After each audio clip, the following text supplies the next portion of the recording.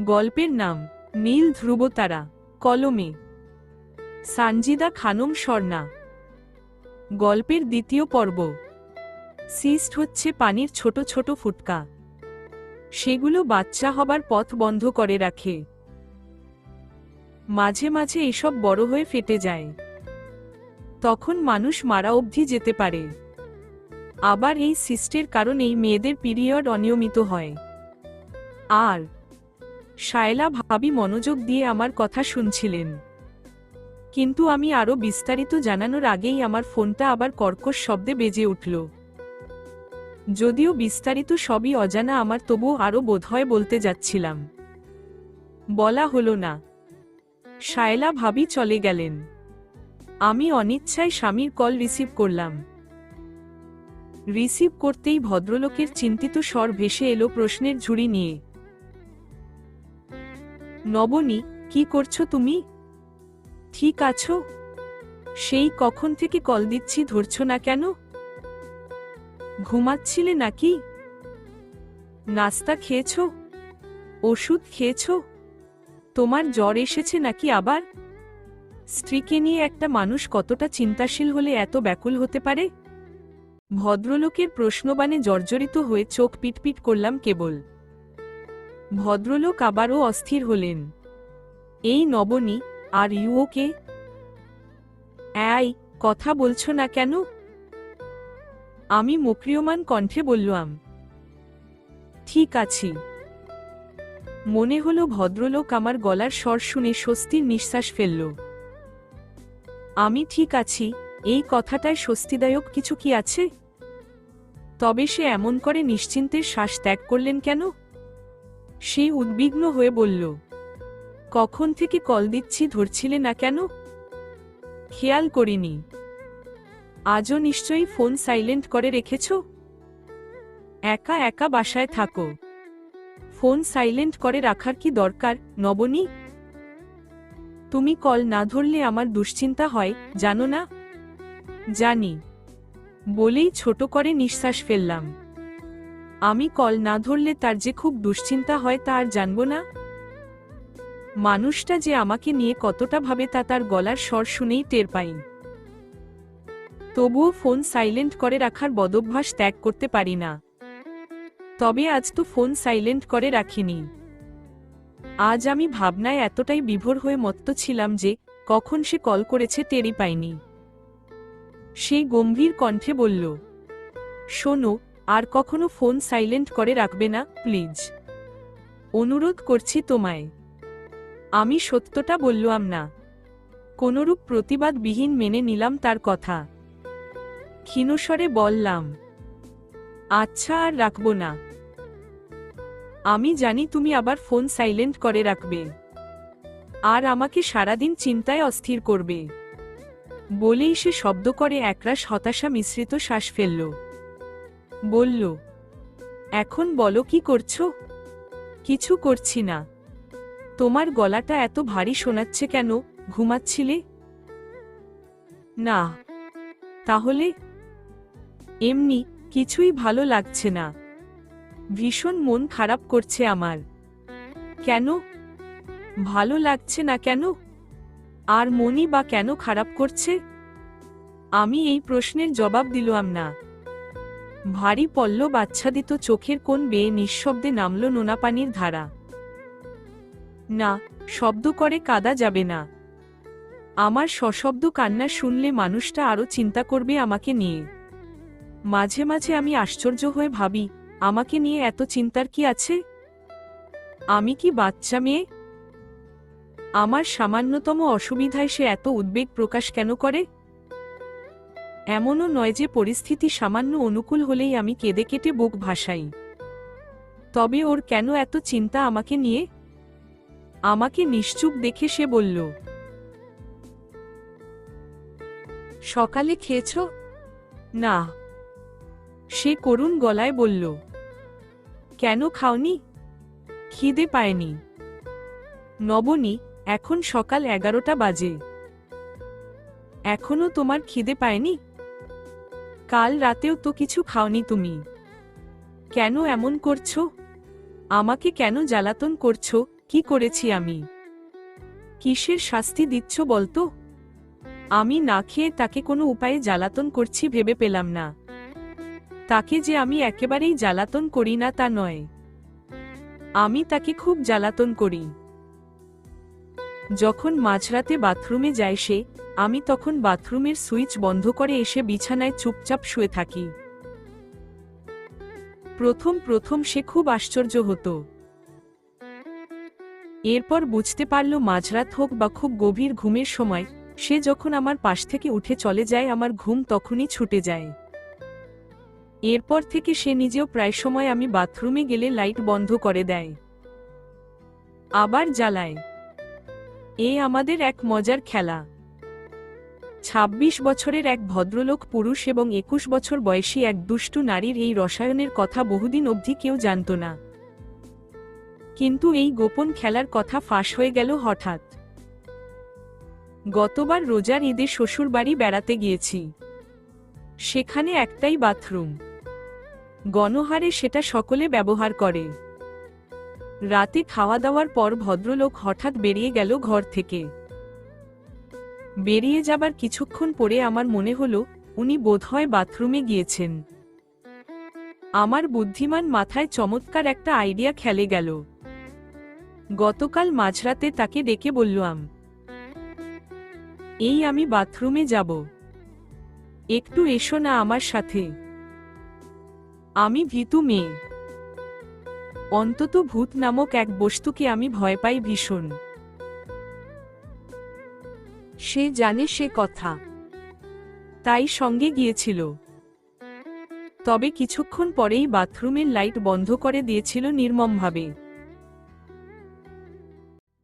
আমি কাঁপা কণ্ঠে তখন করে মৃদু চিৎকার দিয়েছিলাম। সে লাইট জ্বালিয়ে দিয়ে বিশ্রী রকম শব্দ করে হেসেছিল তখন। এমনিতে তার হাসির শব্দ চমৎকার। মাঝরাতেই হঠাৎ খুব বিশ্রী লেগেছিল আমার কাছে। বাথরুম থেকে বেরিয়ে আসার পর নিজের বাহুডোরে আগলে নিতে চেয়েছিল সে আমায়। আহ্লাদ করে বলেছিল, খুব ভয় পেয়েছ? আচ্ছা, এরপর থেকে আর ভয় পাবে না এমন একটা উপায় বলে দেই তোমাকে। তুমি বাথরুমে গেলে তোমার সাথে আমিও যাব। তুমি আরামে সুখ কর্ম করবে আর আমি দেখব। ছি কি নোংরা মজা। আমি কটমট করে তার দিকে তাকিয়েছিলাম। আমার অগ্নিদৃষ্টি দেখে সে আবার হেসেছিল। হাত ধরতে চেয়েছিল শক্ত করে। তার বাঁধন গাঢ় হবার আগেই নিজের দন্তপাটি দিয়ে জোরসে এক কামড় বসিয়েছিলাম আমি। দাগটা এখনো জ্বলজ্বল করছিল বহুদিন, কিন্তু তাতেই বাকি। বাথরুমে যাওয়ার পর এখনো লাইট অফ করাটা তো বাকি। আমার মনটা হঠাৎ প্রতিশোধপ্রায়ণ হয়ে উঠল। দ্রুত ছুটে গেলাম বাথরুমের সামনে। আমি নিশ্চিত রাতে খাওয়ার পরে সে বাথরুমেই গিয়েছে। বাথরুমের লাইট বন্ধ করে দিয়ে পৈশাচিক আনন্দে খিলখিল শব্দে হেসে উঠলাম আমি। হাসতে হাসতে বললাম, কি খবর কালামের পুতো? অন্ধকারে পায়খানা ঠিকঠাক ক্লিয়ার হচ্ছে তো? গতকাল রাতে তুমি লাইট বন্ধ করছিলা না, আজ আমি করে দিলাম। হু হা হা। এখানে উল্লেখ্য, আমার শ্বশুরের নাম আবুল কালাম। মজা করে মাঝে মাঝে তাকে কালামের পুতো বা শাশুড়ির পোলা সম্বোধন করি আমি। ভেতর থেকে একটা ভারী পুরুষ কণ্ঠ গলা খাকারি দিয়ে উহুহু শব্দ করল কেবল। আমি বললাম, তুমি যতই উহুহু করো লাইট আমি জ্বালাব না। আজ অন্ধকারেই তোমার শিল্পকলা শেষ করো তুমি।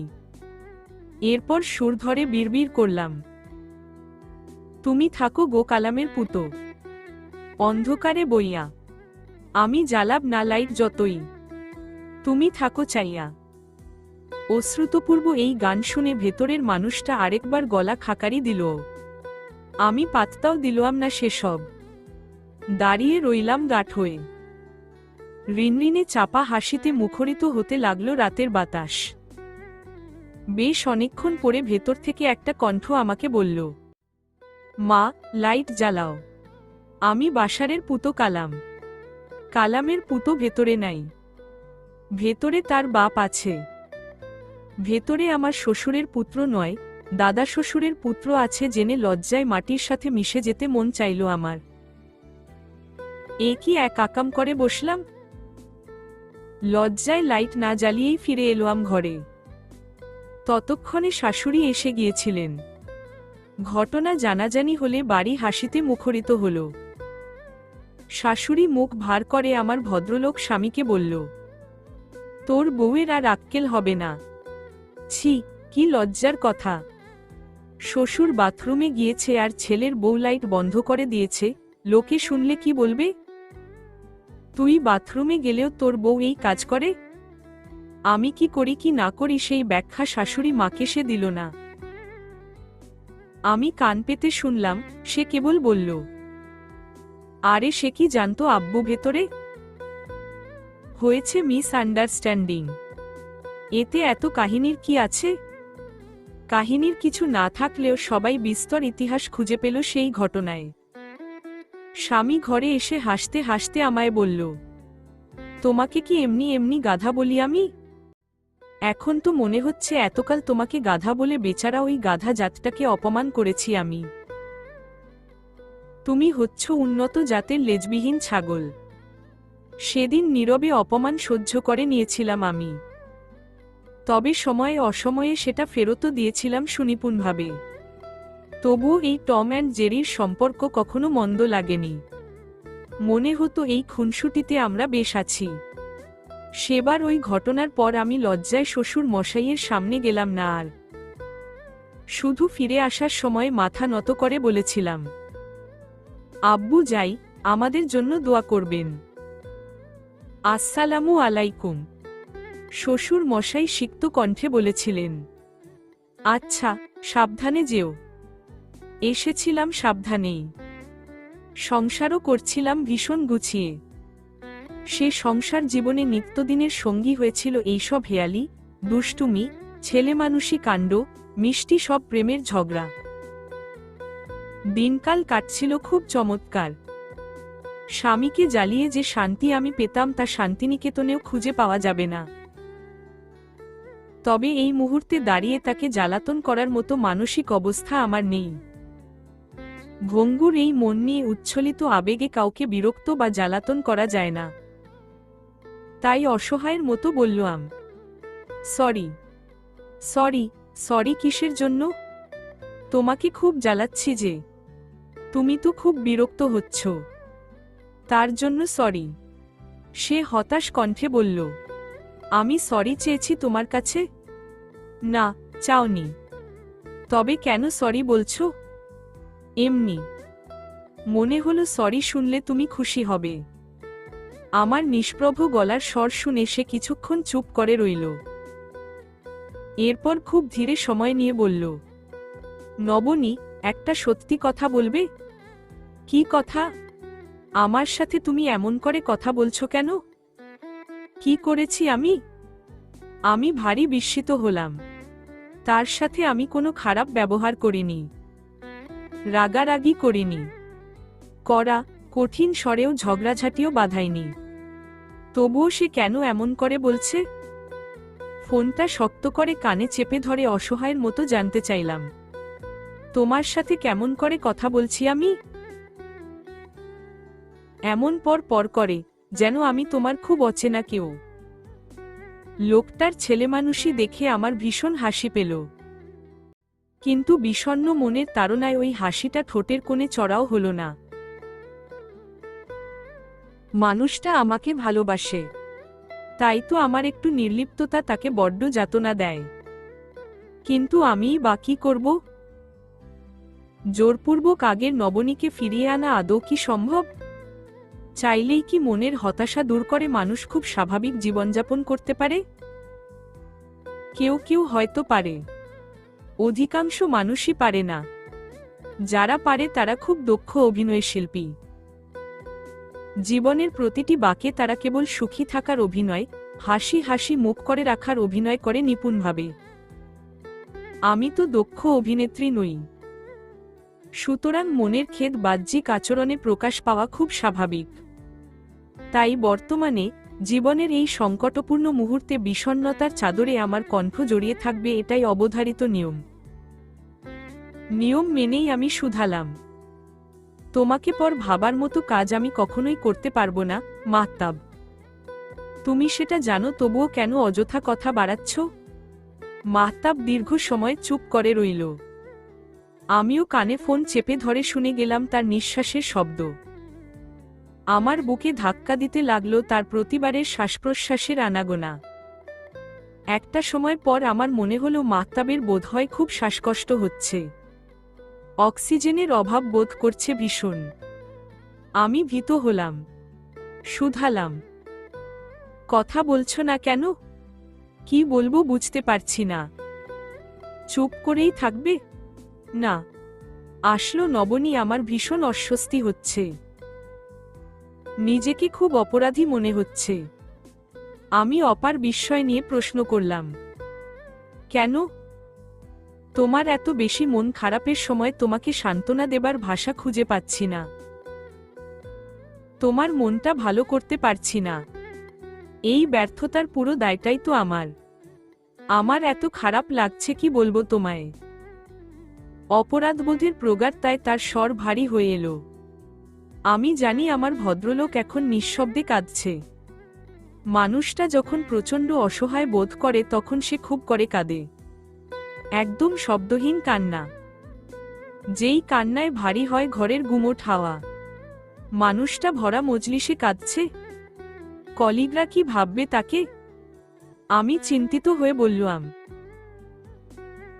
তুমি শুধু শুধু নিজেকে দায়ী করছো। কোনো মানে হয় এসবের? আচ্ছা, ছাড়ো এসব। কোথায় আছো তুমি? এতক্ষণ ধরে ফোনে কথা বলছো, কেউ দেখছে না? না, আমি একটা কাজে অফিসের বাইরে বেরিয়েছি। তোমার জন্য চিন্তা হচ্ছিল। এরপর ভাবলাম তোমাকে কল করে একটু কথা বলি, মনটা হালকা লাগবে, চিন্তাটা কমবে। সে আবারও শব্দ করে নিঃশ্বাস ফেলল। আমি স্বাভাবিক স্বরে বললাম, চিন্তা কমেছে? না। কেন কমেনি কেন? কথা তো হলোই, তবুও কমেনি। তুমি কেন খাওনি এখনো?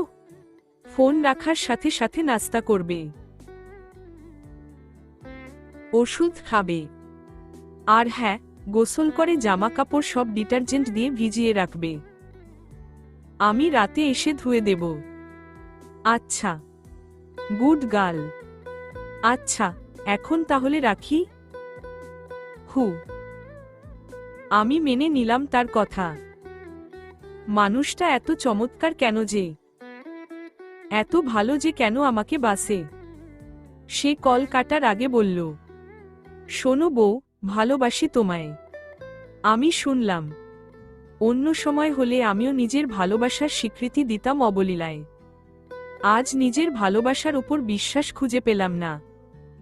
কেন পেলাম না তা আমি জানি না। শুধু জানি আমার ভয় লাগছে। এই মানুষটাকে হারানোর ভয়। এত যত্নশীল পুরুষটিকে আমি হারাতে পারবো না। অথচ সন্তানহীন একটা সংসার টিকিয়ে রাখার মন্ত্র যে আমার জানা নেই। আমি আকাশের দিকে তাকালাম। ঘন কালো মেঘে ছেয়ে আছে আকাশ। খুব জোরে হাওয়া দিচ্ছে। আমার মাথার এলোমেলো চুলগুলো বাতাসে উড়ছে অবাধ্যতার সহিত। মনটাও বিক্ষিপ্ত হচ্ছে সমানতালে। গতকাল থেকে এত কেন মন খারাপ হচ্ছে আমার? মাতৃত্বের স্বাদ থেকে বঞ্চিত হব, এই কি তার কারণ? এরপর কেটে গেল 3টে দিন। ভদ্রলোকের সাথে আমার সম্পর্ক খুব ঠান্ডা যাচ্ছে। আজকাল আমার কোনো কাজেই হাত লাগাতে ইচ্ছে করে না। চুপচাপ এক স্থানে বসে কাটিয়ে দিতে পারি ঘন্টার পর ঘন্টা। কখনো বা আকাশ দেখে, কখনো বা জানালা দিয়ে বাতাসে দুলতে থাকা ছাতিম গাছটা দেখে। আমার মোটেও ক্লান্ত লাগে না, বিরক্তি আসে না। গতকাল রাতে মাকে ফোন করে কাঁদতে কাঁদতে বিস্তারিত জানিয়েছি। বলা বাহুল্য, এই সিস্ট নামক রোগের কথা আমার মা নাকি জীবনে কখনো শোনেননি। তিনি আমাকে আশ্বস্ত করেছেন, এমন আজেবাজে চিন্তা না করতে। ওষুধ খেয়ে পিরিয়ড হবার পর আমাকে বাড়ি যেতে বললেন। কোনো কবিরাজের থেকে হার্বাল ওষুধ এনে দেবেন। এই ওষুধ খাবার নাকি আবার নিয়মও আছে অনেক। ঋতুস্রাবের দ্বিতীয় দিন ভোরবেলা অভুক্ত পেটে ভেজা কাপড়ে খেতে হয় গাছগাছালির শেকড় বাকড়ের রস। আমি এসব বিশ্বাস করি না, তবে এসবের ওপর আমার মায়ের অগাধ ভরসা। হতাশ হয়ে কল কেটে দিয়েছি। এরপর থেকে আমার মনে হচ্ছে এই পৃথিবীতে এমন কেউ কি নেই যে আমার কথা মন দিয়ে শুনবে, বুঝবে আমাকে। আজকাল আমার ভালো লাগছে না কিছু। প্রায় তলপেটের বাম পাশে চিনচিন ব্যথা হয়। ওষুধ খেয়েও পিরিয়ড হলো না, তবুও খাচ্ছি। ভদ্রলোক আমার খুব যত্ন করছেন। রোজ সকালে সে রান্নাবান্না করে অফিসে যায়, ফিরে এসে আবার রান্না করে। আমার মন ভালো করার জন্য উদ্ভট সব গল্প করে। সেই সবের কিছুই আমি মনোযোগ দিয়ে শুনতে পারি না। আমার সামনের দৃশ্য, মানুষ সব ঝাপসা হয়ে আসে। আমার খালি সারাক্ষণ কাঁদতে মন চায়। ভীষণ জানতে ইচ্ছে করে ঠিক কতটুকু কাঁদলে মনের পাষাণভার হালকা হবে। আমার যত্ন করে গুছিয়ে রাখা সংসারটার পড়তে পড়তে জমেছে ধুলোর আস্তরণ। অতি কষ্টে কেনা টাকার জিনিসগুলো অবহেলিত হয়ে 3 দিনেই বিবর্ণ হয়েছে। যেন হারিয়ে গেছে তাদের রূপ, সৌন্দর্য। আজ সকালে সে হঠাৎ খেতে খেতে বলল, তুমি এমন রসকসহীন হয়ে গেছো কেন নবনী? এমন ম্যারম্যারে সম্পর্ক ভালো লাগে না আমার। আগে আমরা কত হাসি খুশি ছিলাম, অথচ এখন। তার কণ্ঠে আক্ষেপের সুর টের পেলাম। সে কি ভাবছে আমি ইচ্ছে করেই এমন করছি? বিবর্ণ আমাকে ভালোবাসতে ভীষণ বিরক্ত লাগছে তার। আমার মনটা বিক্ষিপ্ত হল, মেজাজ বিগড়ে গেল। চেঁচিয়ে উঠে বললাম, তোমার জন্য সারাক্ষণ হা হাহি করব আমি? আমার হিহি দেখলে তোমার খুব ভালো লাগবে? মনে সুখ না থাকলেও দাঁত কেলিয়ে হাসতে হবে আমায়? আমি কি রোবট? মানুষের চামড়া নেই আমার শরীরে? রক্তমাংসের মানুষ হয়ে এমন অমানুষের মতো ব্যবহার করব কি করে? সে আশ্চর্য হয়ে গেল আমার ব্যবহারে। খাওয়া থামিয়ে ফ্যালফ্যাল করে তাকিয়ে রইল কয়েক পল। চোখমুখ লাল হয়ে উঠেছে ইতিমধ্যে। বিয়ের পর প্রায় তার সাথে ঝগড়াঝাটি করেছি আমি। সেই ঝগড়ার স্থায়িত্ব ছিল সর্বোচ্চ মিনিট 10। এরপর সব স্বাভাবিক। রাতে প্রচণ্ড ঝগড়ার পর কান্নাকাটি করে শক্ত করে জড়িয়ে ধরেছি তাকে। সেই আলিঙ্গনের বাঁধন এতটাই তীব্র থাকত যে ভাষায় সেটার প্রকাশ বাহুল্য মাত্র। অতঃপর রাতটা পরম শান্তিতে তার বুকে মাথা রেখে ঘুমিয়েছি। ঝগড়াঝাটি হলে সে প্রতিবাদ অবশ্য কখনোই করেনি। আমিই করেছি ভিত্তিহীন অভিযোগ। কখনো বাজারের ফর্দে যা লিখেছিলাম তা আনেনি বলে, কখনো বা বাড়তি জিনিস নিয়ে এসেছে বলে, কখনো আবার কিনে আনা মাছ নরম বলে, আবার কখনো খেতে বসে ফোনে অতিরিক্ত কার্টুন দেখার কারণে। মানুষটার প্রতি আমার অভিযোগের শেষ নেই। এসবই ঝগড়াঝাটির প্রধান কারণ। আরও আছে বহু অকারণ। দিন শেষে সে পরাজিত সৈনিকের ন্যায় মাথা নত করে নিত। আমার তীব্র তিরস্কারে যখন লাল হয়ে উঠত মুখ, তখন সে কেঁদে ফেলত। লোকটা একদম বাচ্চাদের মতো হাউমাউ করে কাঁদতে জানে। কাঁদলে চোখ, নাক, গাল টকটকে লাল হয়ে যায়। ওহ, এখনো বোধহয় বলিনি, আমার ভদ্রলোক মারাত্মক সুদর্শন পুরুষ। মেয়েদের গায়ের রং দুধিয়ালতা উপমা দিয়ে ব্যাখ্যা করা যায়। পুরুষেরও কি যায় গেলে এই উপমাটি একদম মানানসই আমার ভদ্রলোকের ক্ষেত্রে। আমার আজও মনে পড়ে সেদিনের কথা, যেদিন আমাদের প্রথম দেখা হয়েছিল। সেদিন ঝুম বৃষ্টি নেমেছিল শহর জুড়ে। দেখা হবার ঘটনার বিস্তারিত ব্যাখ্যায় পড়ে যাই। আগে বলি প্রণয়ের সূচনার কথা। ভদ্রলোকের সাথে আমার মধুর আলাপন চলছিল আপন গতিতে। পরিচয়ের তখন 5 মাস। ততদিনে আমাদের সম্বোধনে পরিবর্তন এসেছে। আপনি থেকে তুমিতে নেমে এসেছি দুজনেই। মনের কথা কেউ এখনো স্পষ্ট করে বলিনি যদিও, তবে দুজনেই ব্যাকুল, দুজনেই উদ্গ্রীব, দুজনার মুখ থেকে ভালোবাসি শব্দটা শোনার অপেক্ষায়। যা বুঝলাম, এই ছেলে আমাকে প্রপোজ করতে পারবে না এ জন্মে। ভিতুর ডিম, গম্ভীর মুখ, মন চায় কানটা ছিঁড়ে হাতে ধরিয়ে দিই। অসহ্য। আমাদের তখন রাতদিন কথা হয়। ভালোবাসি শব্দটা কি অতিরিক্ত কঠিন কিছু? সে কেন একবার বলে না আমায়? রাতদিন কি যে কথা হতো আমি জানি না। আজও বিয়ের এত বছর পর স্মৃতিচারণ করতে গিয়ে তা যদি প্রশ্ন করি, প্রেমের সময় দিনরাত এত কি কথা বলতাম আমরা, এত কি কথা ছিল আমাদের। সে বলে, জানি না, আমার মনেই পড়ে না কিছু। তার যে মনে পড়বে না তা আমি জানি। সে খুব ভুলমনা মানুষ। এই গম্ভীর স্বভাবের ভুলমনা মানুষটার নাম দিয়েছিলাম মিস্টার গুরু গম্ভীর মশাই। সে আমায় নাম দিয়েছিল অপরিচিতা। একজন অপরিচিতার সাথে একজন গুরু গম্ভীর মশাইয়ের প্রেমের পর্বটার সূচনাই হচ্ছে না কোনোভাবে।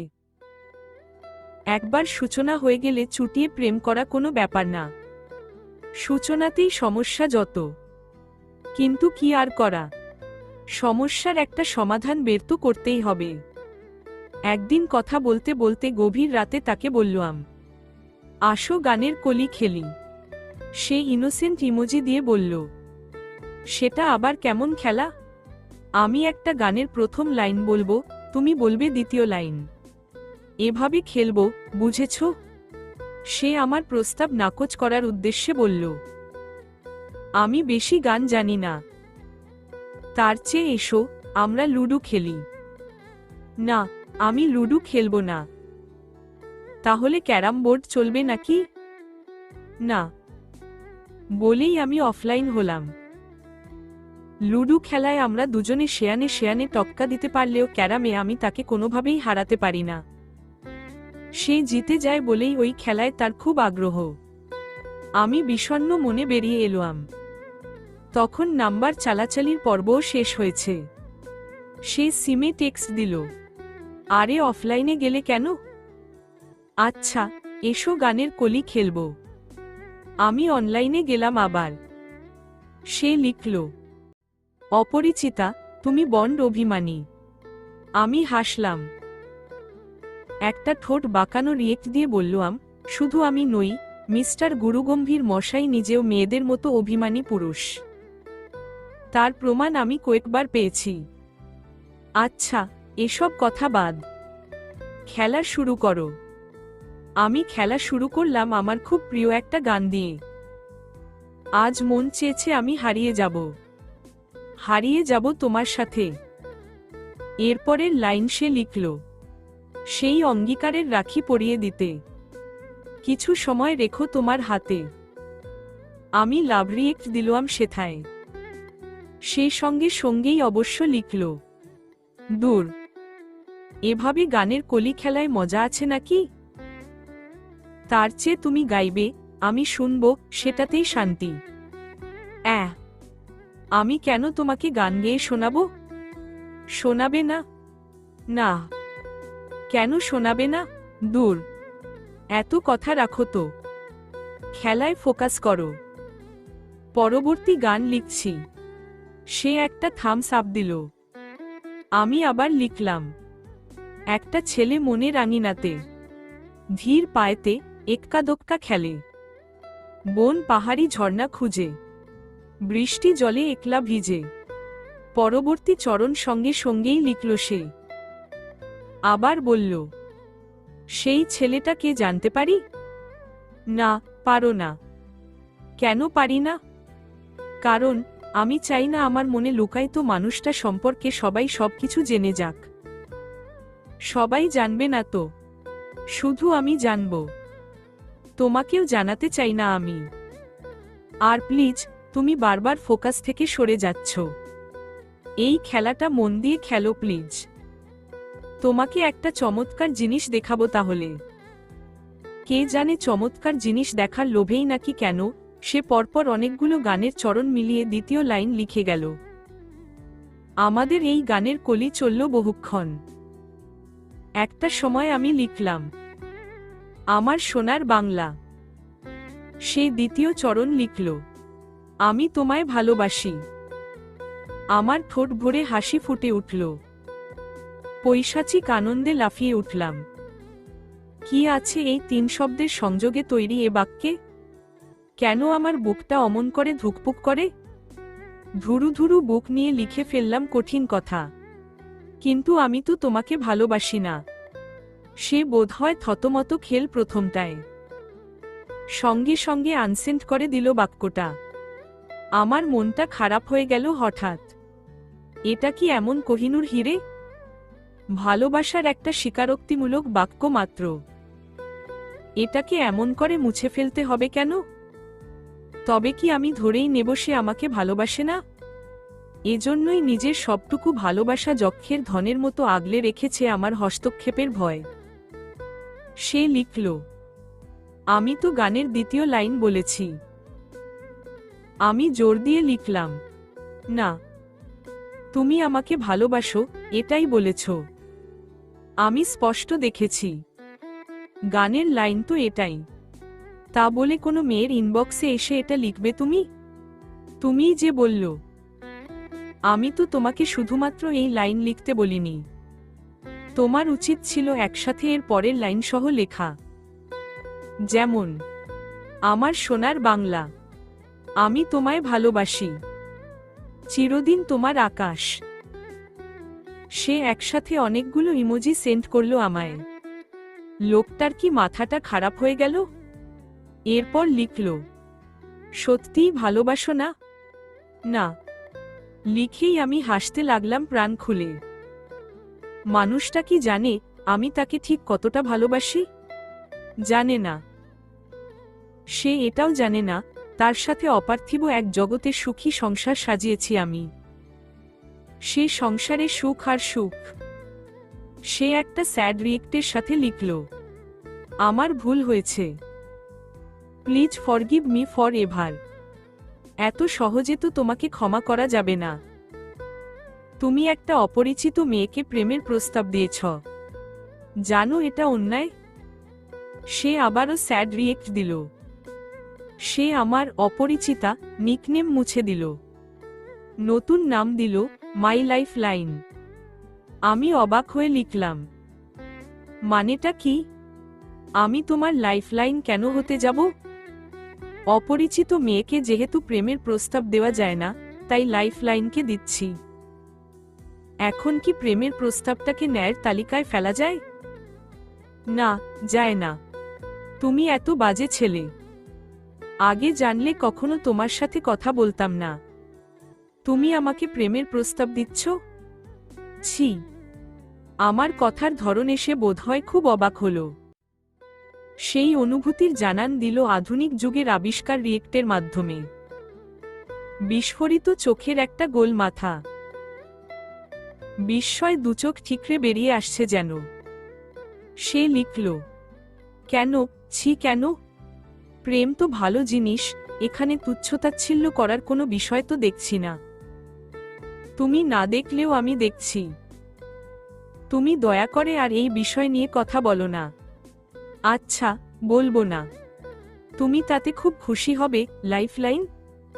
আমি অ্যাংরি রিয়েক্ট দিয়ে লিখলাম, খবরদার, এই নামেও আমাকে ডাকবে না।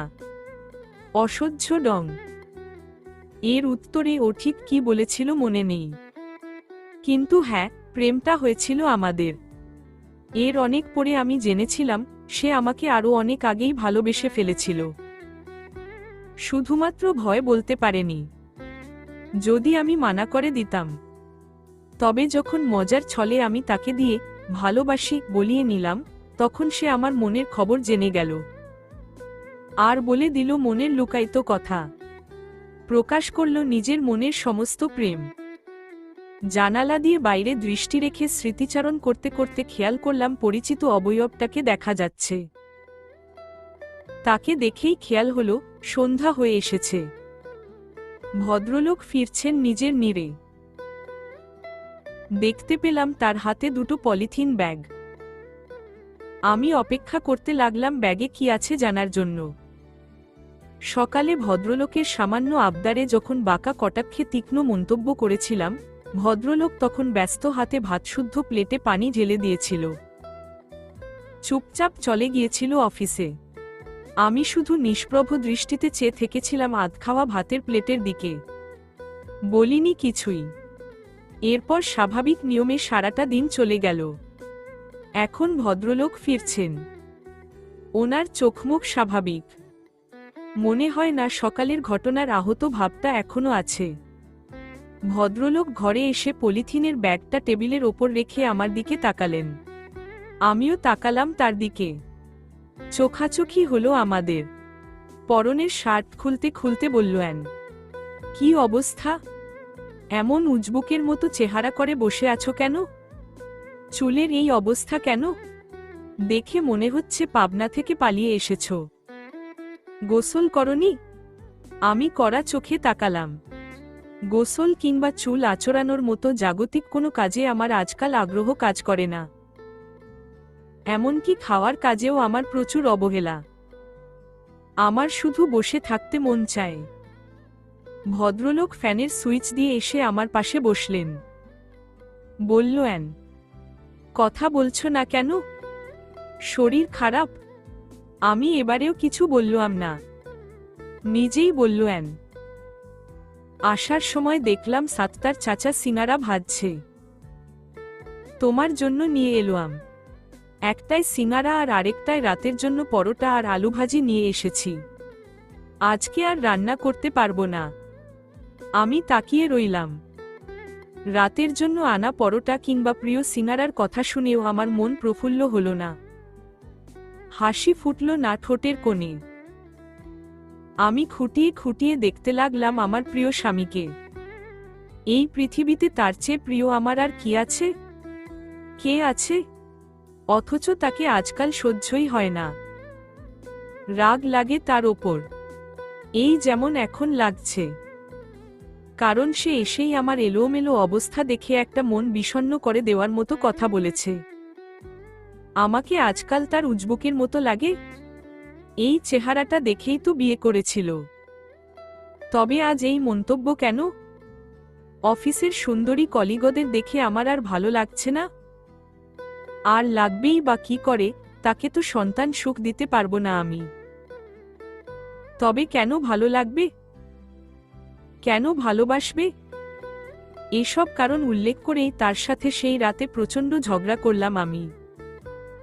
বিবাহিত জীবনে এত বড় ঝগড়া আগে কখনোই করিনি। সেই প্রথম রাত্রি, যেদিন স্বামীর বুকে মাথা রাখা ছাড়া পার করলাম আমি।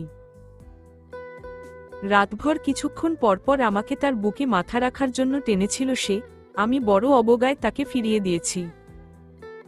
আমার অভিমান হয়েছে, খুব বেশি অভিমান হয়েছে। আমাদের যেদিন প্রথম দেখা হয়েছিল সেদিন খুব বৃষ্টি নেমেছিল শহর জুড়ে।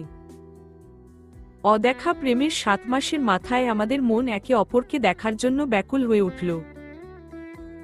দিনের প্রায় অধিকাংশ সময় আমরা কল্পনা করি দুজনার দেখা হবার দিনটা ঠিক কেমন হবে। কেমন হবে সামনাসামনি ভালোবাসি শোনার মুহূর্ত। মানুষটাকে সামনে থেকে দেখে বুকে কি উথালপাতাল ঝড় বয়ে যাবে। এই সব সুখ কল্পনার মাঝেও একটা ভয় ভীষণভাবে আমাকে তাড়া করে বেড়ায়। এই ভয় নিজের রূপহীন, লাবণ্যহীন চেহারাটা নিয়ে। দেখা করার পর যদি মানুষটা আমাকে পছন্দ না করে, কি হবে তখন? এত মাসের পরিচয়ের পরেও যেই মানুষটা শুধুমাত্র আমাকে সামনে থেকে দেখার আশায় ছবি দেখার দাবি তুলেনি, এখন আমি যদি তার পছন্দমতো না হই? সম্ভাবনা উড়িয়ে দেওয়া যায় না, কারণ আমি সুন্দরী নই। ছেলেবেলা থেকে আমার ডায়েরি লেখার ভীষণ শখ। ভদ্রলোক আমার কাছে একটা পুরনো ডায়েরি দাবি করেছেন। বিনিময়ে উনি আমার জন্য নতুন ডায়েরি নিয়ে আসবেন। আমি বুঝতে পারলাম না পুরাতন ডায়েরি চাওয়ার কারণ কি। কে জানে, হয়তো আমাকে পুরোপুরি জানার ভীষণ শখ তার। আমারও খুব শখ নিজেকে উত্তমরূপে তার সামনে তুলে ধরার। কিন্তু ময়ূরের পালক লাগালেই তো কাক ময়ূর হয়ে যায় না। এটা অবশ্য আমার ভাষ্য নয়। শিশুকালের চৈকাঠ মারিয়ে আমি যখন বয়ঃসন্ধিতে পা দিয়েছিলাম, তখন সামান্য লাবণ্যময়ী দেখাতো আমাকে। ওই কালো রঙের মাঝেও অদ্ভুত এক রহস্য ছিল বোধহয়। মায়ের তখন ইচ্ছে হলো আমার বাড়ন্ত শরীরের বাড়তি যত্ন নেবার। আমি তখনও অগোছালো রমণী। মাথার খোলা চুল উড়িয়ে চড়ে বেড়াই গোটা গ্রাম। এ বাড়ির আমগাছের মগডালে চড়িত ও বাড়ির বড়ই গাছে ঢিল ছুরি। আমরা গাছের কচি পাতা চিবিয়ে খাই ছাগলের মতো। সে কি অন্যরকম স্বাদ, কি আনন্দ! বাদ দিতে পারি না লিচু পাতাও। লিচু পাতা চিবিয়ে রং ফেলে দেই। ঠোঁট জোড়া তখন টকটকে লাল হয়। সমবয়সী বাচ্চাদের কাছে গল্প করি, এই দেখ আমি লিপস্টিক দিয়েছি। তখন অবশ্য লিপস্টিককে বড্ড আরামে লিপস্টিক বলেই চালিয়ে দিতাম। মূল কথা উড়নচণ্ডী, দামাল মেয়ে ছিলাম আমি। লক্ষ্মী বাচ্চাটি হবার চেষ্টাও কোনো কালে ছিল না আমার মাঝে। আমার দুরন্তপনায় মা অস্থির ছিল। সেই আমার শরীরে যখন বয়ঃসন্ধিকালীন পরিবর্তনগুলো ঘটতে শুরু করল, তখন মা নিয়মিত মুখে লাগানোর জন্য কাঁচা হলুদ বেটে দিতেন। চুলগুলোকেও নিয়মিত তেল মেখে শাসনের বেড়াজালে বন্দি করে ফেলেছেন। মায়ের অলঙ্ঘনীয় আদেশ ছিল নিয়মিত শ্যাম্পু করা এবং গোসলের আগে রোজ হলুদের প্রলেপ মেখে বসে থাকা। এমনি করে একদিন মুখে হলুদ মেখে সমবয়সীদের প্ররোচনায় নেমে গেলাম দস্যিপনায়। এ বাড়ি ও বাড়ি ঘুরতে গিয়ে একজনের মা আমাকে বলে বসল, কিরে নবনী, মুখে কি মেখেছিস? আমার মন পৃথিবীর নিষ্ঠুরতার সাথে ইতোমধ্যে পরিচিত হয়েছে। তবুও সরল আমার কাছে ঘরের খবর পরের কাছে বিলানো ছিল খুবই আনন্দের কাজ। উৎফুল্ল কণ্ঠে বলে উঠলাম, কাঁচা হলুদ বাটা মেখেছি কাকি। আম্মা মাখিয়ে দিয়েছে, রোজ মাখি। ওহ!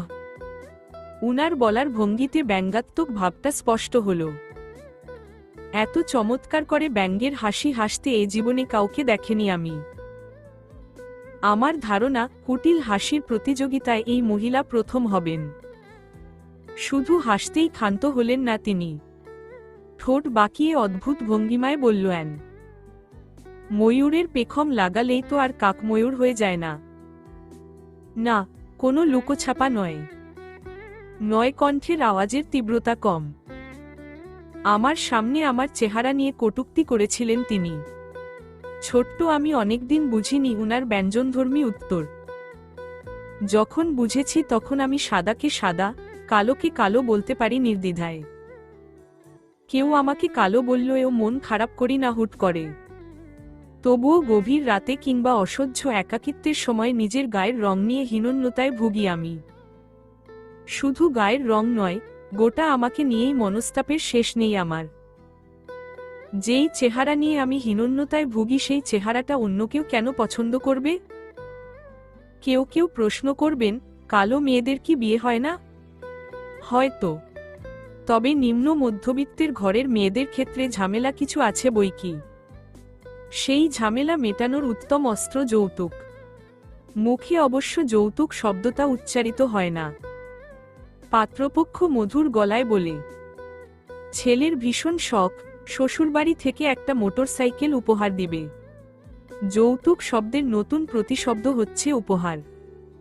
এমন বাহারি উপঢৌকনের সাথে সাথে কালো রঙের মেয়েটা শ্বশুরবাড়িতে পৌঁছে যায় পণ্যের মতো।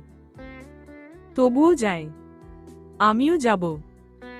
তবে এই যে অদেখা ভদ্রলোকের সাথে আমার প্রেম, তাকে কি পাবো জীবনসঙ্গী হিসাবে?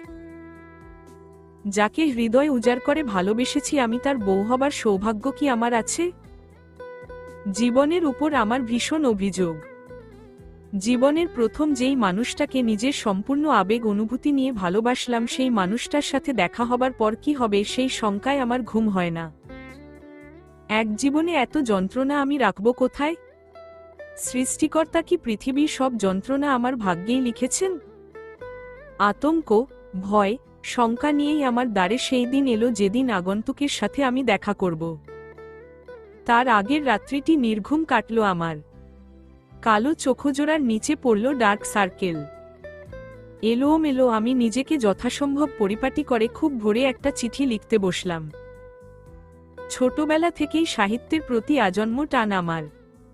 প্রেমের কথা বহুত জানা আছে। সেই কথামালা গুছিয়ে ক্লাস 8 থেকেই প্রেমের কবিতা লেখা শুরু করেছিলাম। নিজের সাহিত্যিক প্রতিভার সবটাই ঢেলে দিয়েছিলাম সেই চিঠিটিতে। চিঠির মূল ভাষা এই: প্রিয় প্রেমিক, এখন তোমার হাতে আমার লেখা সর্বপ্রথম কিংবা শেষ চিঠিটি। কারণ আজকের পর আমাদের দুজনের প্রণয় কোন দিকে মোড় নিবে তা জানি না। হয়তো আমাকে তোমার মনের মতো দেখতে না হলে এখানেই আমাদের সম্পর্কের ইতি ঘটবে। কারণ আমি জানি অপছন্দের কিছু নিয়ে দীর্ঘদিন সুখী জীবন কাটানো যায় না।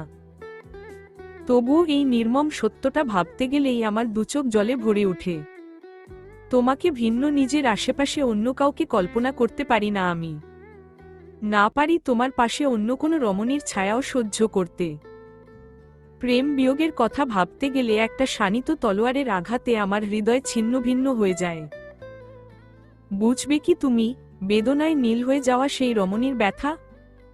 আমি অপরূপা নই, নই মহাকালের পাতা থেকে উঠে আসা অপ্সরা, যার আখিযুগল প্রেমিকের হৃদয় মায়াবান নিক্ষেপ করতে পারে, যার অঙ্গের লীলায়িত গতিছন্দ প্রেমিকের হৃদয়মন হরণ করে প্রাণে প্রেমের মূর্ছনা জাগাতে সক্ষম। আমি সূর্যের আলোর মতো প্রখর, গ্রীষ্মের মতো শুষ্ক, বন্যার মতোই ভয়াবহ, সাইক্লোনের মতো ধ্বংসাত্মক। কি ভাবছ? নারীর সহজাত বৈশিষ্ট্য, নমনীয়তা বুঝি আমার মাঝে নেই? হয়তো সামান্য একটুখানি ভুল ভাবছ তুমি। কেন বলছি? বলছি কারণ আমি খুব বাজেভাবে প্রেমে পড়েছি। গুছিয়ে ভালোবেসেছি একজন পুরুষকে। আজকাল রাতে দামাল মেয়ে নবনীর ঘুম হয় না। না সে উত্তাল সমুদ্রের মতো ছুটে চলে এলোয়াকার এ মাথা থেকে ও মাথা। এই নবনী গভীর রাতে যখন খুব জোছনা হয় তখন অপার্থিব আলো অঙ্গে মেখে স্নান করে। প্রেমের কবিতা আওড়ায় চাঁদের দিকে চেয়ে। এত কিছুর পরে আমাকে কি শুধুই একটা কুৎসিত মেয়ে বলেই মানা যায়? মনে হয় না আমি সুন্দরী। আমি প্রেমিকা। নাকি তুমিও বাকিদের মতোই গায়ের রং দিয়ে মানুষ বিচার করো, বর্ণবাদে বিশ্বাস করো? মাহতাব, অবশ্য আমি জোর করব না। জোর করে হৃদয় বাঁধা যায় না। আর না চোখের অশ্রুকে বানাবো আমার প্রেমের হাতিয়ার। যদি তোমার আমাকে ভালো না লাগে, একান্তই অপছন্দ করো, তবে আমি নিঃশব্দে দূরে সরে যাব তোমার থেকে। যেতে যেতে হয়তো বলবো, আবার আসিব ফিরে, আবার আসিব ফিরে। আচ্ছা শোনো, যদি আমাদের সম্পর্ক আর বেশিদূর না এগোয়, তবুও প্লিজ আমার এই চিঠি মূল্যহীন কাগজের স্তূপে ফেলে দিও না। রেখে দিও পুরনো বইয়ের ভাঁজে। যদি অদূর ভবিষ্যতে কোনোদিন এই চিঠি ফের হস্তগত হয় তবে পড়ে একটু হেসে ফেলো তুমি। মনে করো নবনী নামের এক পাগল প্রেমিকা ছিল তোমার। মাহতাব, তোমার স্মৃতিতে কি তখনও থাকবো আমি? দেখো, উন্মাদের মতো ভবিষ্যতের চিন্তায় এখনই বিভোর হয়েছি আমি। তবে বলো, কি করে তোমার থেকে আলাদা হব? কোন উপায়ে? এখন বলো, কেমন আছো? এখনো বাসো ভালো? ইতি নবনী, 15ই মার্চ 2022। চিঠিটা লিখে স্কচটেপ দিয়ে ডায়েরির ভাঁজে লুকিয়ে রাখলাম আমি। অতঃপর খুব সুন্দর করে গিফটের কাগজে মুড়িয়ে নিলাম আমার যৌবনের সবটুকু আবেগ, যা তুলে দেব প্রিয়জনের হাতে। অতঃপর নিজেকে যথাসম্ভব গুছিয়ে চলে গেলাম মানুষটার সাথে দেখা করতে। বাড়িতে বলে গেলাম কলেজে যাচ্ছি, ফিরতে দেরি হবে। ওর সাথে একা একা দেখা করতে যাওয়ার মতো সৎ সাহস আমার কখনোই ছিল না। শুনেছি বদ লোকেরা প্রেমের প্রলোভন দেখিয়ে নির্জনে ডেকে নিয়ে মেয়েদের সাথে অসভ্যতা করে। সেই ভয় থেকে আমি সঙ্গে নিলাম বান্ধবীকে। ধরফর বুকে প্রিয় বান্ধবীর হাত চেপে ধরে অপেক্ষা করতে লাগলাম মানুষটার আগমনের। আমরা দেখা করলাম উপজেলা ভবনে। সেখানটায় বিশাল মাঠের এক কোণে দাঁড়িয়ে রইলাম জড়সড় হয়ে। বহুক্ষণ পরেও মানুষটা যখন এলো না, আমরা হাঁটতে লাগলাম। উপজেলা ভবনের মধ্যিখানে অসংখ্য সুপারি গাছ লাগিয়ে পায়ে চলার পথ তৈরি করা হয়েছে। বিশাল চত্বরটির চারিদিকে শোভা পাচ্ছে বাহারি ফুলের গাছ। কিছুক্ষণ হাঁটার পর দেখা মিলে মস্ত বড় ঘাট বাঁধানো এক পুকুরের। পুকুরের চারিদিকে বুক অবধি গ্রিল দিয়ে বেষ্টনী দেওয়া হয়েছে এবং এই মস্ত পুকুরের মাঝখানে গিয়ে মাছ ধরার জন্য ইট সিমেন্ট দিয়ে তৈরি হয়েছে সেতু। সেই সেতুটি ধরে এগিয়ে গেলে পাওয়া যায় মস্ত গোলাকার ইট সিমেন্টের বৃত্ত। সূর্যের আলো থেকে বাঁচার জন্য মাথার উপর একইভাবে তৈরি করা হয়েছে সিমেন্টের ছাতা। সেই ছাতার উপর আবার ছড়িয়ে ছিটিয়ে দিয়েছে খাবার। অসংখ্য পায়রা এসে খাচ্ছে তা। কি যে সুন্দর দৃশ্য, আমার চোখ জুড়িয়ে গেল। আমরা দুজন মুগ্ধ হয়ে সেখানটায় দাঁড়িয়ে দেখতে লাগলাম স্বচ্ছ পানিতে মাছের খেলা। কি সুন্দর আপনমনে মাছগুলো সাঁতার কাটছে। একসময় মেয়েটা বিরক্ত হয়ে বলল, আর কতক্ষণ দাঁড়িয়ে থাকবো নবনী? তোর ফেসবুক প্রেমিকের তো দেখা নেই। ওই ব্যাটা সত্যিই আসবে তো? প্রভার সন্দেহ প্রকাশ দেখে আমিও ভুগলাম দ্বিধাদ্বন্দ্বে। প্রায় ঘন্টা দুয়েক সময় ধরে অপেক্ষা করছি। বরাবর অধৈর্য আমার ধৈর্যের বাঁধ সেদিন ভাঙল না। হঠাৎ করেই অনুভব করলাম আমিও কারো জন্য অপরিসীম ধৈর্য নিয়ে অপেক্ষা করতে পারি। মানুষটা এলো ঝিম ধরা দুপুরে। আমরা তখন হতাশ হয়ে বসে বসে ঝালমুড়ি চিবুচ্ছি। কাঁচা মরিচের ঝালে লাল হয়ে উঠেছে ঠোঁট জোড়া। মানুষটার কল এলো তখন। এতকাল সিমে টেক্সট করা মানুষটা আচমকা কল করে বসল আমায়। আমার ষষ্ঠ ইন্দ্রিয় জানান দিল মানুষটা এসে গেছে। সে আছে আমার আশেপাশে। আমি হঠাৎ হিতাহিত জ্ঞানশূন্য হয়ে গেলাম। লজ্জায় আড়ষ্টতায় চেপে ধরলাম প্রভার হাত। বললাম, ও কল করছে। কি করব? প্রভা বিস্মিত হয়ে বলল, কে কল করছে? মা মাহতাব। ধরে বল। আমরা শিমুল গাছের নিচে বেঞ্চিতে বসে ঝালমুড়ি খাচ্ছি। আমি কল ধরলাম না। আতঙ্কে তখন আমার হাত পা কাঁপছে। বুকের ভেতর উত্তাল ঝড় উঠেছে। অচল হয়ে গেছে স্নায়ু। আমি তাকালাম উপজেলা ভবনের মূল ফটকের দিকে। দেখলাম একটা কালো পাঞ্জাবি পরিহিত ভদ্রলোক চারিদিকে এলোমেলো দৃষ্টি ফেলে কানে ফোন চেপে এগিয়ে আসছে। আমি তাকালাম আমার হাতে অবিরত বাজতে থাকা ফোনের দিকে। কেটে দিলাম। দেখতে পেলাম কালো পাঞ্জাবি পরিহিত ভদ্রলোক ফোনটা নামিয়ে এনে মুহূর্তের ব্যবধানে আবার কানে চেপে ধরলেন। দূর থেকে ওই অস্ফুট মুখ আর ব্যাকুল ভাব দেখেই আমি টের পেলাম এই সেই ব্যক্তি। উনি সেই পুরুষ, মাহতাব, আমার প্রেমিক মাহতাব। তাকে দেখেই স্তব্ধতায় ছেয়ে গেল আমার গোটা পৃথিবী। চারিদিকের সব কোলাহল ছাপিয়ে দৃষ্টির সম্মুখের অসংখ্য দৃষ্টি এড়িয়ে একমাত্র মাহতাব নামের মানুষটিতে কেন্দ্রীভূত হল আমার হৃদয়মন। মাহতাব এগিয়ে আসছে। কি আছে ওর ধীর পদক্ষেপে পা ফেলা ওই মৃদু ছন্দের হাঁটায়? কেন তার প্রতিটি কদম নাড়িয়ে দিচ্ছে আমার অস্তিত্বের ভিত? মানুষটা একবার আমার দিকে তাকালো।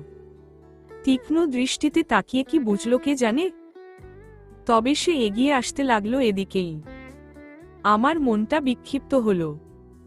এতক্ষণ যেই আমি মাহতাবের কল ধরিনি, সেই আমি ক্রমাগত কল করতে লাগলাম তার নাম্বারে। মনে দুরন্ত ইচ্ছে, কল ধরলেই তাকে বলবো, মাহতাব শোনো, আজ তোমার সাথে দেখা করতে পারবো না আমি। প্লিজ আজ তুমি চলে যাও। আমরা অন্যদিন দেখা করব। আমার খুব ভয় করছে মাহতাব। প্লিজ আজ তুমি দেখা করতে চেও না। যাও, ফিরে যাও। কিন্তু তা আর বলতে পারলাম কই? মাহতাব আমার কল ধরল না, বরং যত এগিয়ে এলো ততই হাঁটার গতি মন্থর হলো তার। এক হাতে একটা শপিং ব্যাগ আর এক হাত পাঞ্জাবির পকেটে ঢুকিয়ে ঠোঁটের কোণে সর্বভাব ব্যঞ্জনাময় হাসি ফুটিয়ে এগিয়ে এলো সে। আমার গোটা পৃথিবী দুলে উঠল তখন। প্রভার হাত চেপে ধরলাম আমি। তারা দিলাম, চল প্রভা, আর এখানে থাকা যাবে না, আয় আয়। বলা বাহুল্য এক প্রকার ছুট লাগালাম আমি। বোকার মতো মেয়েটা আমার পেছনে পেছনে আসতে লাগল। ঝালমুড়ি বিক্রেতা তখন চেঁচিয়ে বলল, ও আফা, টাকা না দিয়া কই যান? কিসের টাকা, কিসের কি? আমি পাত্তাই দিলাম না সেসব। ছুটলাম শুধু। দৌড়াতে দৌড়াতে একবার পেছনে ফিরে দেখলাম মানুষটা ঝালমুড়ি বিক্রেতার টাকা দিয়ে দিচ্ছে। তার এই কাজে ভীষণ লজ্জিত হলাম আমি। প্রথম সাক্ষাৎই ঋণী হয়ে গেলাম তার কাছে। শতবার বলেও কি এই 20 টাকা তাকে আর দিতে পারবো কখনো? উফ, এই মানুষটা বিল মিটিয়ে আবার এদিকেই আসছে কেন? সে কেন চলে যাচ্ছে না? আমার অসহ্য লাগতে শুরু করল। আমি দেখা করব না তার সাথে, কোনোভাবেই না। আমি ভীষণ বোকা, তাই না? আমার সাথে দেখা করার জন্য যে লোকটা সুদূর রাজশাহী থেকে গাজীপুর চলে এসেছে তার সাথে দেখা করব না? তাকে ফিরিয়ে দিচ্ছি। পরে অবশ্য ভেবেছিলাম, মানুষটা যদি ফিরে যেত আমি কি খুশি হতে পারতাম? আমার ব্যাকুলতাটা তো আমি ভিন্ন আর কেউ জানে না। ছুটতে গিয়ে যখন হাঁপিয়ে উঠেছি তখন হঠাৎ দাঁড়িয়ে পড়ল প্রভা। কড়া চোখে তাকালো আমার দিকে, এরপর আমাদের পিছু পিছু আসা মানুষটার দিকে। বলল, ছুটছিস কেন? এমনি। চল পেছনের গেট দিয়ে বাড়ি চলে যাই। আগে বল, দৌড়ানোর কারণ কি? আমি দীর্ঘশ্বাস ফেলে বললাম, ঘূর্ণিঝড় আসছে। সেই ঘূর্ণিঝড়ের নাম কি মাহতাব? হু, ঘূর্ণিঝড়কে তো রাজশাহী থেকে গাজীপুর এনে ফেলেছিস, এখনো কেন ঘুরাচ্ছিস? যা কথা বল। আমি আতঙ্কিত গলায় বললাম, পাগল হয়েছিস? আমি যাব না। কেন? আমার ভয় করছে। প্রেম করার সময় ভয় করেনি? না। তাহলে এখন কেন করছে? আমি তাকিয়ে দেখলাম মাহতাব অনেকটা এগিয়ে এসেছে। তার ঠোঁটের কোণের ওই মিটিমিটি হাসিটি আমি এখন স্পষ্ট দেখতে পাচ্ছি। আমার মস্তিষ্ক এলোমেলো হয়ে গেল। উত্তেজিত হয়ে উত্তর দিলাম, জানি না প্রভা, প্লিজ চল, ও এসে পড়েছে। আমি প্রভার হাত ধরে টানতে লাগলাম। প্রভা নড়ল না নিজের স্থান থেকে। আমার দিকে কড়া চোখে তাকিয়ে রইল কিছুক্ষণ। এরপর উল্টো আমার হাত ধরল খপ করে। রূঢ়ভাবে বলল, আসুক। উনার আসার জন্যই তো অপেক্ষা করছি সকাল থেকে। আসার পর পালাই পালাই করছিস কেন? আশ্চর্য, গাধা নাকি তুই? এত কিছু আমি বুঝি না। আমার মাথায় ঢুকে না প্রভার কোনো কথা। আমি ছাড়িয়ে নিতে চাই নিজের হাত। মেয়েটা শক্ত করে ধরে রেখেছে আমায়। আমি পালাতে চেয়েও পারছি না।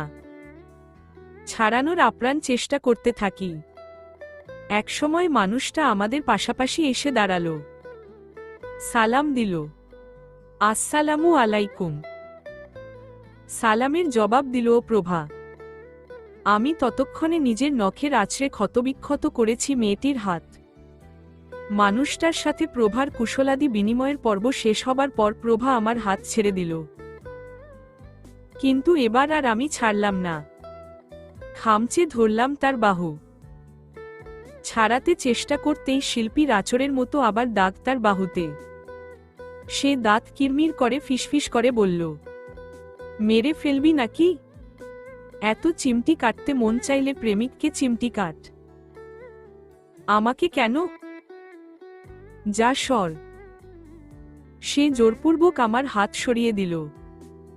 মাহতাবকে উদ্দেশ্য করে বলল, আচ্ছা ভাইয়া, আপনারা কথা বলুন, আমি ফুসকা খাই গিয়ে। বিলটা কিন্তু আপনি দিবেন। মাহতাব হাসল, যেন বুঝাল, বিল কেন? আপনার এই বান্ধবীটির জন্য আমি নিজের প্রাণটাও নির্দ্বিধায় বলিদান দিতে পারি।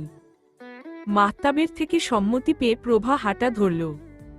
একা একা একটা ছেলের সাথে আমাকে রেখে মেয়েটা চলে যাচ্ছে। আমি তার নিষ্ঠুরতায় কাদো কাদো মুখ করে আবার তার পিছু নিলাম। চেপে ধরলাম হাত। জোরপূর্বক আবার ছাড়িয়ে নিল সে। কটমট করে বলল, গাধা নাকি তুই? ছাড় তো। সে যে আমার ব্যবহারে চরম বিরক্ত হয়েছে তা টের পেলেও তাকে ছাড়তে আমার যত রাজ্যের আপত্তি। আচমকা একটা কণ্ঠ আমার সকল তৎপরতা থামিয়ে দিল। রাশভারী মানুষটির কণ্ঠে উচ্চারিত হলো আকুল বাক্য, চলে যাচ্ছ কেন নবনী?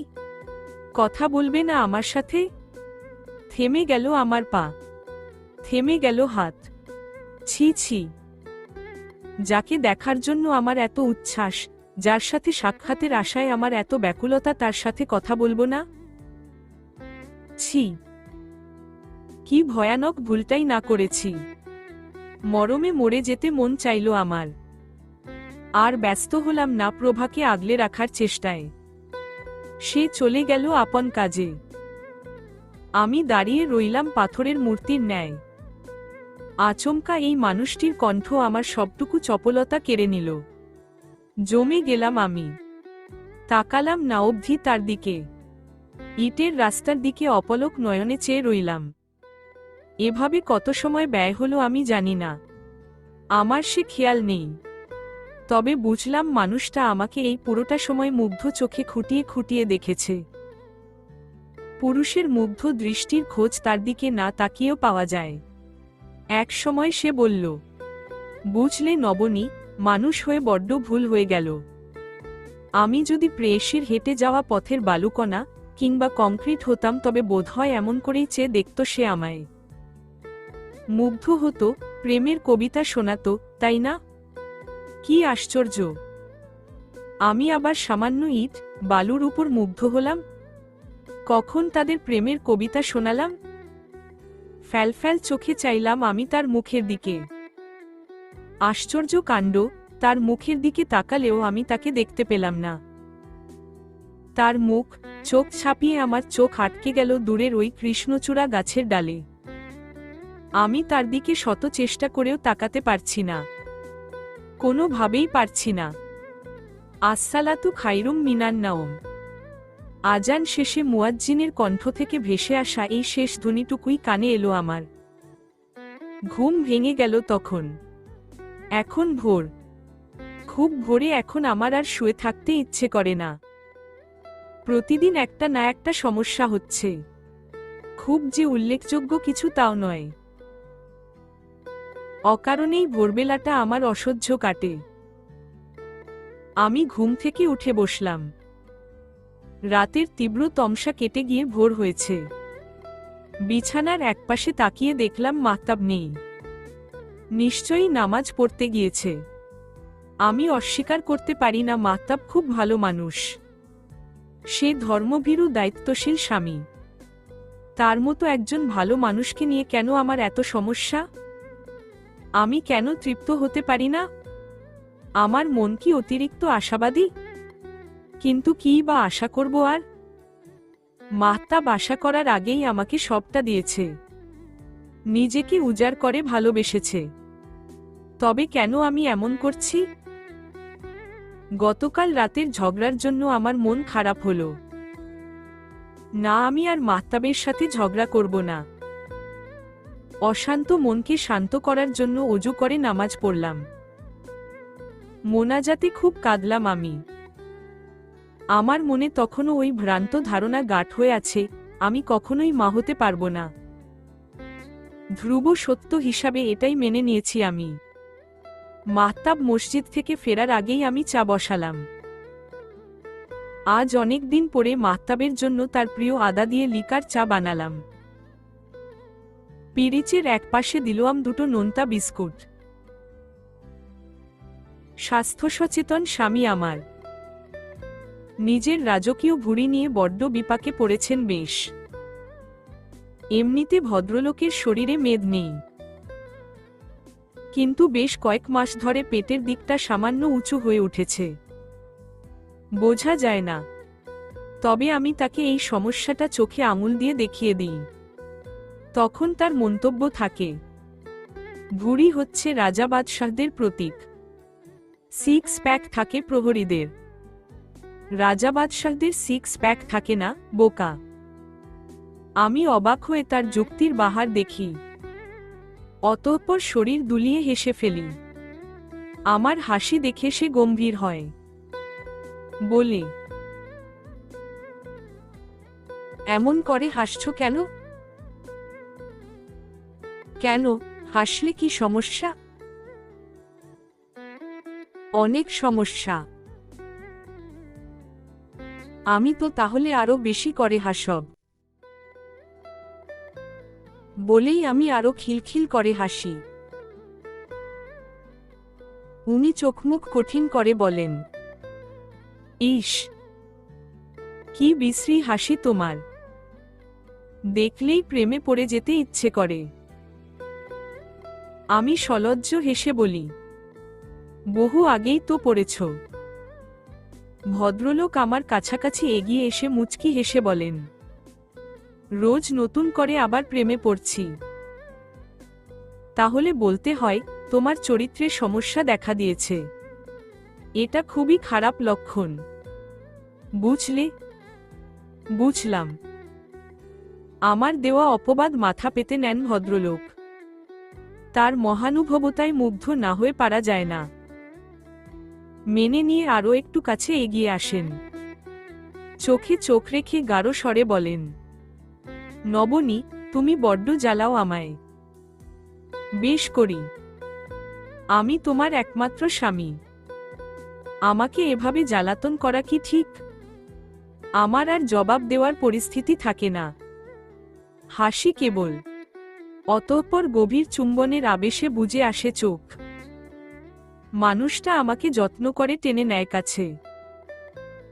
আলতো আদর আর দুষ্টুমিতে সুন্দর হয়ে ওঠে আমাদের প্রতিটি মুহূর্ত। চা বানিয়ে মানুষটার অপেক্ষা করতে করতে সুখস্মৃতি কল্পনা করতে থাকি আমি। যখন অনুভব করি অনেক বেলা হয়েছে, তখন সচকিত হয়ে আশেপাশে তাকাই। ফোন হাতে নিয়ে ব্যস্ত হয়ে সময় দেখি। এ কি, বেলা তো অনেক হলো। মাহতাব কোথায়? মাহতাবের অফিস টাইম শুরু হয়েছে আরও ঘণ্টাখানেক আগে। নামাজ পড়তে মসজিদে গিয়ে আর বাসায় এলো না সে। কিন্তু কেন? রাতের ঝগড়াঝাটির কারণে? আমি চিন্তায় অস্থির হয়ে একের পর এক কল দিতে থাকলাম তার নম্বরে, কিন্তু সে ধরল না। আমি হোয়াটসঅ্যাপ, মেসেঞ্জারে ক্রমাগত মেসেজ করলাম তাকে। সে সিন করে রেখে দিল। এক প্রহর অপেক্ষায় কাটানোর পর মাহতাবের কল এলো দুপুরে। রিসিভ করতেই গম্ভীর গলায় বলল, কল দিয়েছিলে? হু, কেন? কেন মানে কি? আমি তোমায় কল দিতে পারি না? পারো, অবশ্যই পারো, কিন্তু তোমার যা মেজাজ। তাই? তার গলার স্বর বড্ড অচেনা লাগে আমার। কঠিন গলায় জানতে চাই, তাই কি? অবাক হলাম কল দিয়েছ দেখে। তুমি আমার সাথে এমন রূঢ়ভাবে কথা বলছো কেন? আমার অপ্রস্তুত ভঙ্গিমায় করা প্রশ্ন শুনে সে বোধহয় অবাক হল। বিস্মিত কণ্ঠে ভেসে এলো, আমি রূঢ়ভাবে কথা বলছি? আমি কঠিন গলায় বললাম, হ্যাঁ, বলছো। বাই দ্য ওয়ে, এখন কোথায় তুমি? অফিসে। অফিসে? অফিসে মানেটা কি? তুমি তো সকালে নামাজে গিয়েছিলে, সেখান থেকে অফিসে গেলে কি করে? যেভাবেই আসি। সেটা জেনে তুমি কি করবে? গতকাল রাতেই তো বলেছ আমাকে তোমার সহ্য হয় না। নিজের এহেন কথায় অপরাধবোধ হলো আমার। রাগের মাথায় ভালোবাসার মানুষকে এত বড় কথাটা বলা উচিত হয়নি। বড্ড ভুল হয়ে গেল।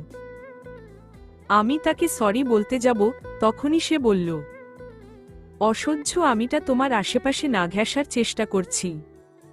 তোমাকে কষ্ট দেওয়ার কোনো ইচ্ছে আমার নেই। তুমি ভালো না বাসলে কি হবে? আমি তো বাসি। আমি তখন সশব্দে কেঁদে উঠলাম। আমার প্রিয় পুরুষ এত কঠিন করে আমার সাথে কথা বলতে পারে? কি আশ্চর্য! এমন অপরিচিতের ভঙ্গিতে মাহতাব কখনো আমার সাথে কথা বলেনি। আমার হেঁচকি তুলে কান্নার শব্দে মাহতাব অস্থির হয়ে উঠল। এতক্ষণ ধরে বহু কষ্টে যেই কঠিন খোলস গায়ে জড়িয়ে রেখেছিল, সেটা খুলে গেল দমকা হাওয়ায়। ব্যস্ত হয়ে শুধাল, এই নবনী, কাঁদছ কেন? কি হয়েছে তোমার? আমি জবাব দিলাম না। কেনই বা দেব? যেই মানুষটা আমাকে কিঞ্চিত পরিমাণ আঘাত দিয়ে কথা বলে না, সেই মানুষটা আমাকে কঠিন কথা বলেছে ভেবেই আমার অভিমানী মন নিশ্চুপ রইল। মাহতাব অপরাধীর স্বরে বলল, আচ্ছা, সরি, আমার ভুল হয়েছে। প্লিজ নবনী, কেঁদো না। তুমি কাঁদলে আমার কষ্ট হয়। সেটা তুমি জানো না? আমি জানি, খুব জানি। কিন্তু তার এই আহ্লাদী ধরনের কথাবার্তা আমার সহ্য হলো না। এই বিষয়ে বললাম না কিছুই। বরং কাঁদো কাঁদো কণ্ঠস্বর যথাসম্ভব কঠিন করে বললাম, তুমি এক্ষুনি বাসায় এসো।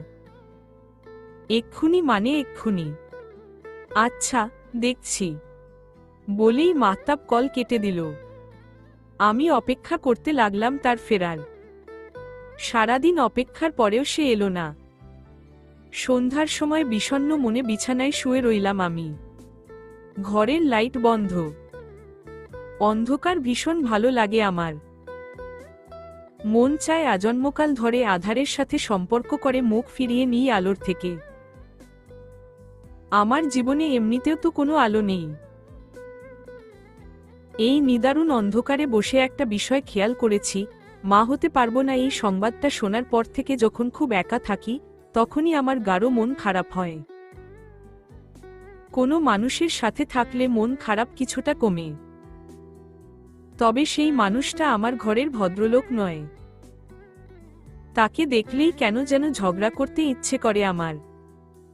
আজ সেই ইচ্ছে হলো না।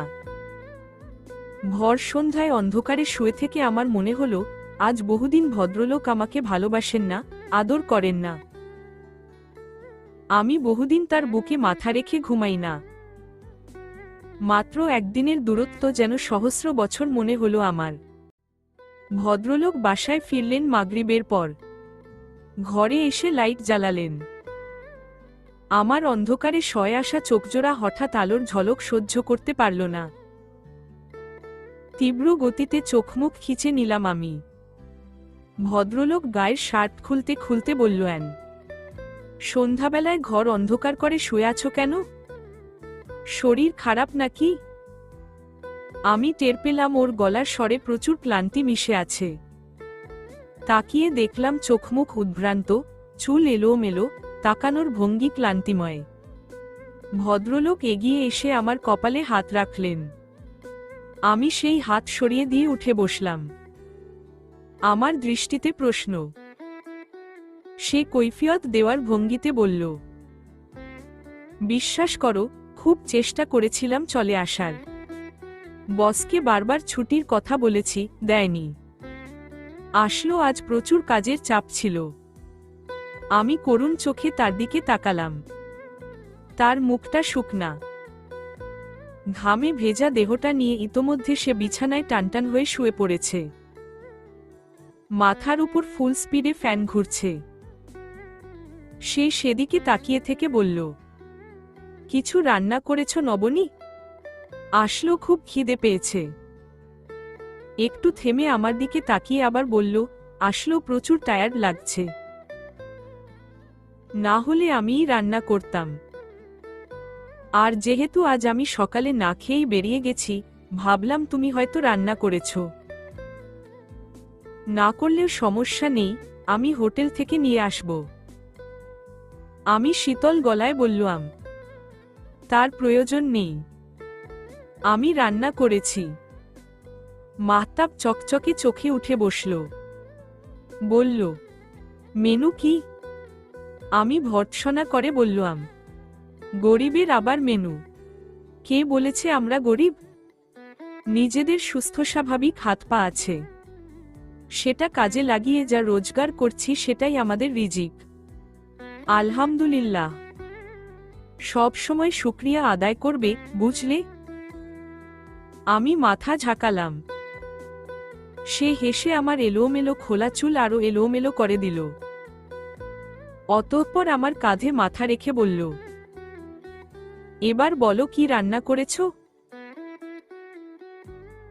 করলা ভাজি আর কচুর লতি দিয়ে চিংড়ি মাছ রান্না করেছি। বাহ, আমি তাহলে চট করে গোসল সেরে আসছি, একসাথে খাবো। আমি মাথা মৃদু ঝাঁকিয়ে সম্মতি দিলাম। বিছানা থেকে নামার আগে মাহতাব তীব্রভাবে শুষে নিল আমার চুলের ঘ্রাণ। অতঃপর প্রশ্ন করল, শ্যাম্পু করেছ নাকি? হু, ভালো। ভালো যে, আমি তো তা ভালো করেই বুঝি। মানুষটা আমাকে পরিপাটি দেখতে খুব পছন্দ করে। তোয়ালে আর লুঙ্গি হাতে নিতে নিতে বলল, শোনো, তেল নিও চুলে। দিন দিন আমার বউটা কেমন অগোছালো হয়ে যাচ্ছে, এসব দেখতে আমার ভালো লাগে না। রাতের খাওয়ার পর আমি তেল দিয়ে দেব তোমার চুলে। বলেই মাহতাব বাথরুমে ঢুকে গেল। আমি অল্প হাসলাম সেদিকে তাকিয়ে। বিয়ের পর থেকেই সে আমার চুলে তেল দিয়ে দেয়। প্রথম প্রথম অনেক তেল চুলে ঢেলে দিয়ে একটা বিশ্রী কাণ্ড ঘটাত। পরদিন শ্যাম্পু না করলে তেল চুইয়ে চুইয়ে পড়ত কপাল দিয়ে, কানের পাশ ঘেঁষে। একদিন ঠাট্টা করে পাশের রুমের ভাবি বলেছিল, বোতলের সব তেল একদিনেই কি নিয়ে নিয়েছেন নাকি? আমি কিছু বলিনি, হেসেছি কেবল। কি আর বলবো? বলবো, আমার স্বামী শখ করে রাতে তেল দিয়ে আমার গোসল করান। বলা যায় এসব? না বললেও তার এসব যত্ন লোকের চোখে পড়ে। আশেপাশের লোকেরা তার নাম দিয়েছে বৌসোহাগী পুরুষ। তা আমার ভদ্রলোক বৌসোহাগীই বটে। অতিরিক্ত সোহাগ করেন বলেই তো যত্ন করে এলোমেলো করে বিনুনি গেথে দেয় আমার চুলে। আবার আফসোস করে বলে, তুমি যে কি নবনী, চুলগুলো দিন দিন সব ঝরে যাচ্ছে, একটুও যত্ন নাও না। আমি তখন গম্ভীর হয়ে বলি, ঝরে গেলেই বরং ভালো। মাথায় চুলও থাকবে না, আর এত ঝামেলাও থাকবে না। টাকলু হয়ে ঘুরে বেড়াব। লোকে তোমাকে বলবে, ওই যে টাকলু বেডির জামাই যাচ্ছে। ভাবতেই ভীষণ এক্সাইটেড লাগছে, আলু লাগছে। যত সব বাজে কথা। কেন বাজে কথা কেন হতে যাবে? নাকি আমি টাকলু হলে তোমার আর আমাকে ভালো লাগবে না? মাহতাব হেসে ফেলত, বলতো, যত রাজ্যে রাজগুবি চিন্তা তোমার মাথায়, তাই না? পাগল তুমি। না, সত্যি করে বলো তো, আমি টাকলু হলে আমাকে আর ভালোবাসবে না? মাহতাব হতাশ গলায় বলল, কেন বাসবো না? অবশ্যই বাসব। তবে একটা খুব চিন্তার বিষয় আছে। কি বিষয়? একই ঘরে, একই বিছানায় দুজন মানুষের একজন টাকলু, একজন চুলওয়ালা, বিষয়টি কেমন না? তার চেয়ে আমার সাথে সাথে তুমিও টাকলু হয়ে যাবে, এটাই বরং ভালো। আমি তোমাকে ডাকবো, ওগো টাকলা মুরাদ, এদিকে শুনে যাও। মাহতাব কপাল কুঁচকে প্রশ্ন করল, এই টাকলা মুরাদ আবার কে? কুখ্যাত অপরাধী, আওয়ামী লীগের লোক। কি আশ্চর্য! তুমি আমাকে অপরাধীর সাথে কেন মেলাচ্ছ? আমি কি অপরাধী নাকি? না, কিন্তু তবুও আমি তোমাকে এই নামেই ডাকব। নাম যাই হোক, তুমি তো সত্যি সত্যি টাকলা মুরাদ হয়ে যাবে না। মাহতাব তখন হতাশ হয়ে আমার মুখের দিকে ফ্যালফ্যাল করে চেয়ে থাকে। আমি ভেবে পাই না আমার মতো অসহ্য এক নারীকে সে কেমন করে সহ্য করে। এসব যে অতিরিক্ত ন্যাকামি, সেটা আমি খুব ভালো করেই বুঝি। তবুও এসব আহ্লাদী ধরনের কথাবার্তা, ন্যাকামি করতে আমার বেশ লাগে। এসবে সম্পর্কে উজ্জ্বলতা ফিরে আসে। ঝলমলে হয়ে ওঠে সংসার। সংসারের সুখ সুখ মুক্তটা তো হাসি ঠাট্টার মাঝেই লুকিয়ে আছে। আজ কতদিন মাহতাবের সাথে হাসি ঠাট্টা করি না আমি। গলা জড়িয়ে ধরে অযথা আহ্লাদে জর্জরিত করি না তাকে। আমার ইচ্ছে হলো আজ একটু আহ্লাদ করব মাহতাবের সাথে। মাহতাব বাথরুম থেকে বের হওয়ার আগেই কাবার্ড থেকে একটা টকটকে লাল রঙের শাড়ি বের করলাম আমি। কালো গায়ের রং আমার। কালো অঙ্গে এই লাল রঙের শাড়িটি বড্ড কটকটে লাগে, কিন্তু তবুও এটাই পরব আমি। দামি বসন। বিদেশ থেকে আমার এক আঙ্কেল শাড়িটি পাঠিয়েছে। দেখলেই বোঝা যায় খুব দামি বস্ত্র, খুব ভারী। মাহতাব বেরোনোর আগেই আমি গুছিয়ে শাড়ি পরলাম। একটু কাজল লাগালাম চোখে, হালকা লিপস্টিক দিয়ে রাঙালাম ঠোঁট। আয়নায় দেখলাম সুন্দরী লাগছে আমাকে। ওই সুন্দর মেয়েটার দিকে তাকিয়ে ভাবতে লাগলাম, মাহতাব এই মেয়েকে দেখে মুগ্ধ হবে তো? আমার এই চেহারায় মুগ্ধ হওয়ার মতো কিছু কি আছে? চলবে ইনশাআল্লাহ।